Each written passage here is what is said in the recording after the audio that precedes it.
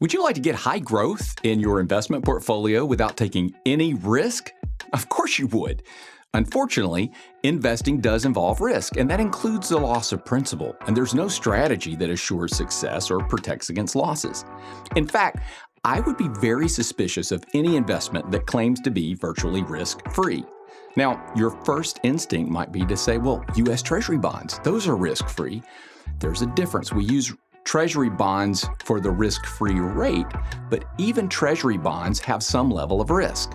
Hi, I'm Bud Milligan, Wealth Manager and CFP Professional with Milligan Wealth Management, and today we're tackling a crucial topic: how to manage risk in your investment portfolio when you're in it for the long haul. We're not talking about day trading, and we're not talking about just trading on a regular basis. We're talking about investing for the long haul. And by the end of this video, you'll know exactly what risk means, why it matters, and 5 concrete strategies you can implement today to help keep your portfolio on track, even when markets get rocky. So what is investment risk? The term risk can be used in several different ways. Now, as a wealth manager working with my clients, I often refer to risk in a portfolio as the historical standard deviation over a specific period. However, long-term investment risk really is simply the chance that your portfolio's actual returns deviate from your expectations. You might experience like a temporary dip in value, underperformance based on your goals, or in some cases lose some capital. But remember, risk and return are almost inseparable. The higher the potential return, typically the greater the risk you must accept. So rather than fear risk, you want to manage it so it works for you and not against you. In portfolios, we often classify risk as either systematic or unsystematic. Systematic risk is referred to as market risk, and it's the uncertainty that affects the entire market or broad asset class. In a fully diversified portfolio, it's the lowest level of risk you should expect. And I use fully diversified portfolio in a theoretical sense. To understand why, you have to know more about modern portfolio theory, and that's way too much information for this video, so we'll save it for later. Let's put a pin in it, as I like to tell my girls. However, what I can say about it relative to systematic risk is that one purpose of diversifying a portfolio is to reduce or eliminate unsystematic risk, leaving only the market risk or systematic risk. According to modern portfolio theory, you can't eliminate systematic risk, and this is an important concept to understand. If you have spent hours building a fully diversified portfolio, you would still have market risk. There's still going to be some risk there. If everything in the market drops at the same time due to some unforeseen event, or something like that, diversification is not going to help you, or it may not help you. The systematic risks we typically have in a portfolio can be remembered using the acronym PRIME, P-R-I-M-E. Purchasing power risk is the P, reinvestment risk, interest rate risk, market risk, and exchange rate risk. With purchasing power risk, inflation may erode the real value of cash flows and investment returns. Reinvestment risk is the danger that future cash flows are forced to reinvest at interest rates that are lower than you originally anticipated. Interest rate risk is sort of related to reinvestment risk, and it's the risk that changes in interest rates will inversely affect the price of fixed income securities.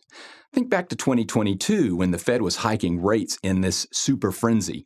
Bond prices fell through the floor, and it was considered the worst bond market ever. Market risk refers to the broad market fluctuations that affect all market prices and is often driven by economic cycles, geopolitical events, or sentiment shifts. And then finally, there's exchange rate risk, or currency risk as it's called, and that's a possibility that changes in foreign exchange rates will reduce the value of international investments. Unsystematic risk is what we're trying to diversify away from an investment portfolio. There may be an acronym for unsystematic risk, but there's so many that it's really just better to understand the definition.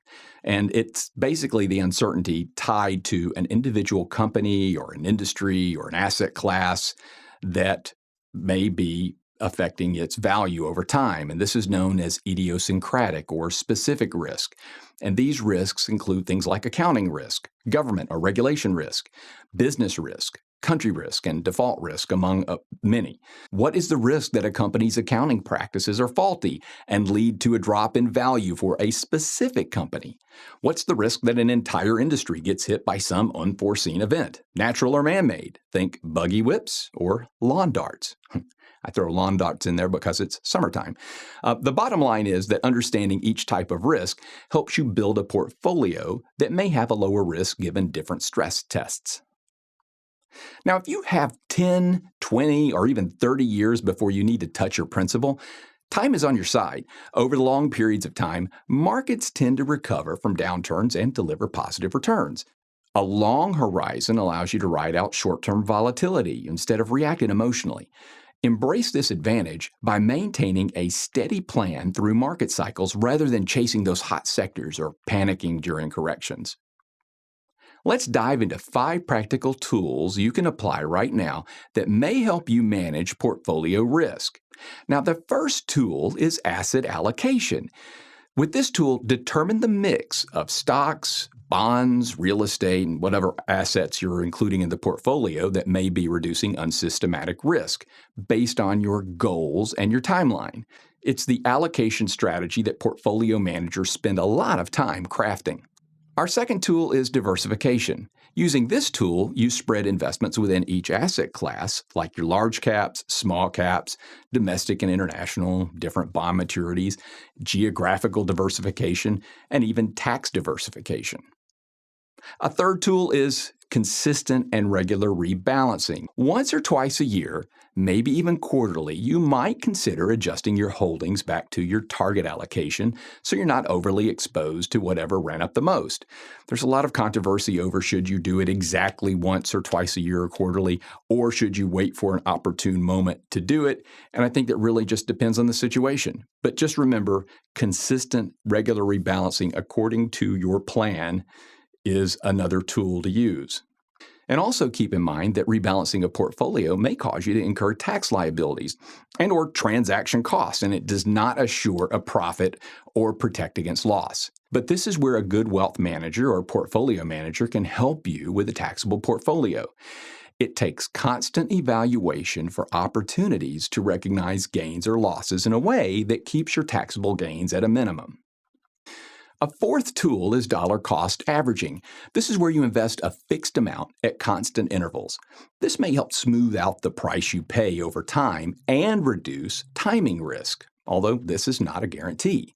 Think 401k with this one. You have a specific amount of your 401k invested each paycheck, regardless of what the market is doing. Dollar cost averaging does not assure a profit and does not protect against loss in declining markets. You have to consider your ability to continue purchasing through periods of low price levels with this strategy. This fifth tool isn't always considered a risk management strategy in portfolio management, but it can help reduce some of the unsystematic risk. And this tool is to maintain an emergency fund. Always try to keep 3 to 6 months of living expenses in liquid accounts so you never have to sell investments when markets dip. Each of these tools that we've discussed here addresses different risks, but together they form a resilient framework. Risk tolerance is how much market noise you can emotionally handle. Risk capacity is how much you can afford to lose without jeopardizing your goals. An investor with a high capacity but low tolerance might sleep poorly when their portfolio dips. Conversely, someone with high tolerance but low capacity could be wiped out by a severe downturn. We're looking for that sweet spot, the intersection of what feels comfortable and what makes sense financially. And this becomes your personalized risk profile for your investments overall or for a specific portfolio or investment that's tied to a specific goal.